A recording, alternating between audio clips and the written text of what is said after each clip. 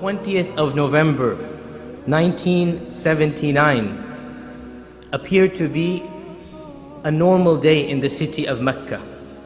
The Fajr Adhan was called and hundreds of thousands of people began to line outside of the gates to go inside of the Haram to pray the typical Fajr prayer. However, this day was going to become an infamous day in the history of the Ummah. This day, by all appearances, started out normal, but by the end of the day, an incident, the likes of which the Ummah has never seen, occurred. After the Fajr prayer finished, this day, the 29th of November 1979, which corresponded to the 1st of Muharram 1400 Hijrah. After the Fajr prayer finished, led by Shaykh Muhammad ibn Subayl, who is still one of the Imams of the Haram, immediately after this, a few gunshots were heard inside of the Haram. And then there was some commotion in the front lines, and a person stood up and grabbed the microphone that Imam Subayl was leading the Fajr prayer with. A number of other people stood up and overpowered the guards surrounding Shaykh Subayl. And then this announcer started speaking. This announcer started announcing. He started talking about the corruption of the present state and regime, and the evils that were rampant in society, and the fact that so many of the signs of the Day of Judgment were being fulfilled in front of their eyes. And he then began to mention that the Prophet ﷺ predicted that a mujaddid, a renewer of the religion, would come every 100 years. And he then mentioned the hadith about the Mahdi, this figure that will come towards the end of times, when all of the earth is filled with injustice and evil. And he said, this is that time. And he then said, we have the Mahdi in our midst. And he told a certain person to stand up and called him to the microphone. And he said, O Muslims, this is your Mahdi. Give bay'ah to him. Give the oath of allegiance to him. And this person, whose name was Muhammad ibn Abdullah, from the tribe of Qahtan, the pure tribe of Quraysh, of the descendants of Quraysh. This person, Muhammad ibn Abdullah al-Qahtani, stood there, and the announcer, whose name was Juhayman ibn Sayf al-Utaybi, the announcer then demanded from all of the Muslims in the Haram that this is the Mahdi. He is standing between the Rukn and the Maqam, between the Hajar al-Aswad and the Maqam of Ibrahim. He's standing there. And he says this is exactly what the Prophet ﷺ said, that the Mahdi will stand between the Hajar Aswad and the station of Ibrahim. And he said this person, his name is Muhammad, just like the Mahdi's name will be. And his father's name is Abdullah, just like the Mahdi's father's name will be. And he shall be from the tribe of Quraysh, just like this person is from the tribe of Quraysh. And he mentioned all of these conditions. And he said, you must now give bay'ah to this man. The Muslims of the Haram, the average Muslims, most of you have been there.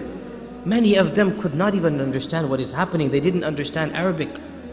Others were totally bewildered and confused. What is happening? Gunfire, gunshots.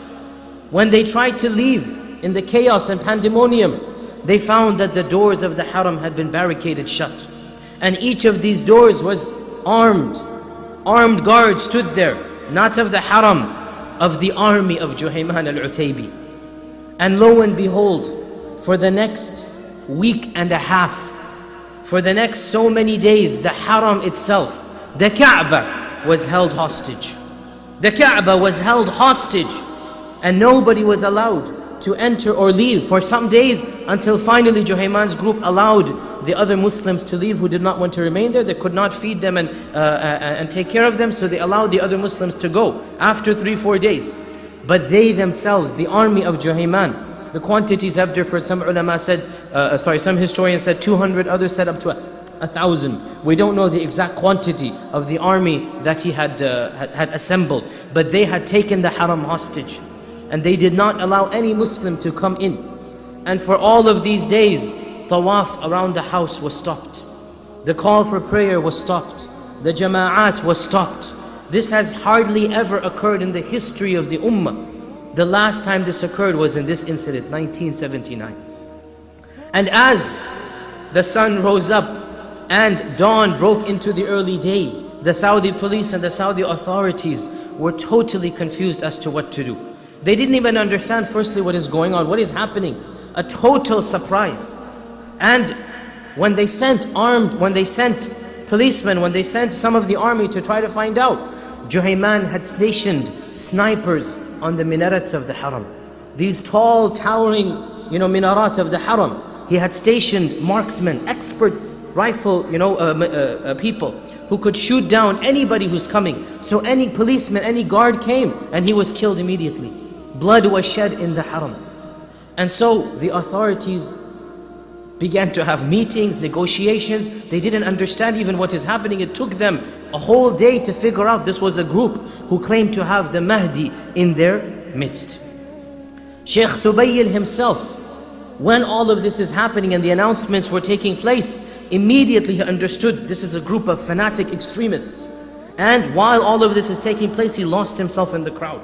He did not want to be held hostage for no reason. And he managed to escape wearing the clothes and the garment of a woman, wearing the hijab and the abaya of a woman. He managed to escape in the crowd. And he was one of the main sources of information to the authorities, describing to them what exactly was happening inside of the Haram. The Saudi authorities tried certain tactics, but the people in this inside the Haram were adamant. They would not leave until the royal family abdicated, until they gave up the power, until all of these conditions were met. And of course, these conditions would never be met no matter what anybody does. So the authorities decided that they're going to storm the Kaaba itself. They're going to send the military, the army, in to fight these people. Therefore, after around 8 or 9 days, they sent in the elite military. They sent in paratroopers. They sent in army tanks. The tanks went up the same stairs of the Haram that we all have used. They went up these steps and they broke down the barricaded doors of the Haram. And hundreds of military men stormed inside the very structure that we know. It is the same structure. It wasn't rebuilt again. And a war ensued inside the Kaaba, inside the Haram itself, in the shade of the Kaaba. A war ensued. And what happened was that the followers of Juhayman al-Utaybi, they barricaded themselves in the basement of the Haram. Those of you who have gone recently, you know that there is a basement inside the ground floor from the Kaaba. You walk up the steps. Immediately as you walk up the steps, you will find other steps going down. For many years, those basement doors were shut. Those of you who went throughout the 80s, those doors were shut. You saw them, but they were never opened. Early 90s shut. Only recently, when the memory died down, when all of that fear and whatnot was finally quelled, only recently the doors have been opened. What happened was the army of Juhayman, or the followers of Juhayman, they took shelter in these basements. And the advantage of this was that these basements, they only had one way in, which was those stairs. So any person tries to come, they can immediately shoot and kill him. So hundreds of people were barricaded inside this basement. And the authorities figured out that there was no lack of water firstly. Well, the water was available. Where was the water coming from? Zamzam. And then there was no lack of food because these people had carried in bags of dates. And they questioned, where did they get the guns from? They figured out that the guns had come in the Fajr prayer, the Fajr of the same day. They had brought in bodies, janazas, but there were no bodies inside those green sheets. They were full of semi-automatic weapons, rifles and guns. Instead of people and corpses, there were weapons meant to create corpses. This is what those people brought in. And in those days there wasn't much checking. Those of you who have lived in Arabia in the last 20 years, you all know how strict it is. You cannot leave your house without iqamah. You cannot enter a city without permission. In the 70s there was no such thing. It was this incident that changed the entire system of Arabia. It was this incident that caused so much panic, for good reason, that they changed the entire system of people residing in Arabia and coming in and coming out. It was this one incident. So at that time, they could just walk in carrying these these buyers, the janazas. Once upon a time, nobody checked. Now, if you try walking in, you need to show a piece of paper from the government. This is really a dead body. There must be a doctor certified. This is a legal procedure. Back then, people did not think that any human being could do this any Muslim could do this in front of the Kaaba. So they walked in carrying all of these hundreds of guns. And the people obviously came in unarmed, but they had the guns there. So immediately after the Fajr, they took these arms, they stationed themselves. All of this was pre-planned. Every person was assigned a place and what to do.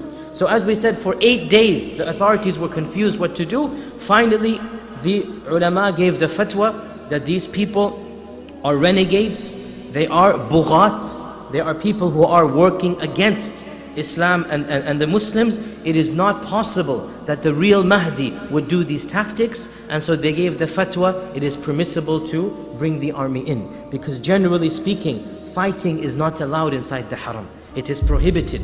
The only time it is allowed is in self-defense, as in this case. So they gave the fatwa, it is permissible. Therefore, hundreds of armies came in, paratroopers, tanks, military personnel, all of them, and we said a small battle, a small war ensued between pillar to pillar, guerrilla warfare.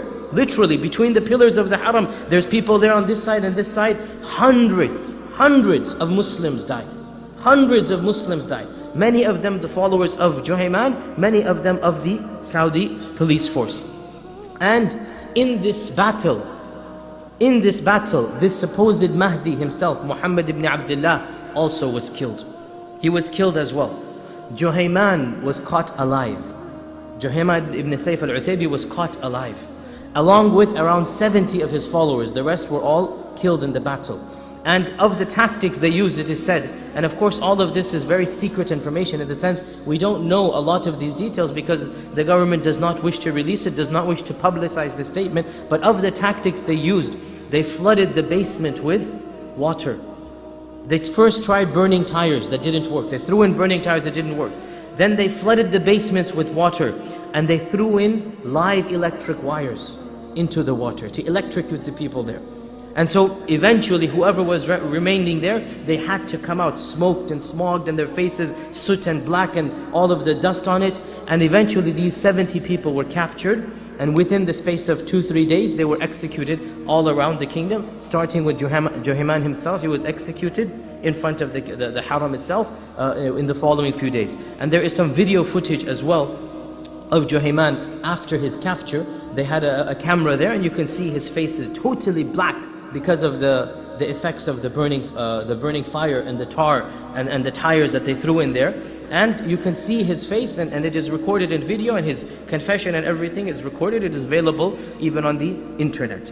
This incident that occurred brought to limelight a concept that many Muslims had forgotten about for a long time. And it was the concept of the Mahdi. What is this thing called the Mahdi? Do we as Sunnis believe in a Mahdi, or is this a Shia concoction? Do we Sunnis also believe in the Mahdi? If we do, what is the difference between our beliefs and the beliefs of the Shia?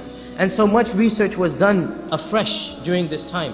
And many ulama wrote books, including many scholars of Medina. Of them are Sheikh Abdul Muhsin Abbad, and of them Sheikh bin Baz gave many fatwas. And other ulama, they wrote tracts and publicized books and gave fatwa to discuss the concept of the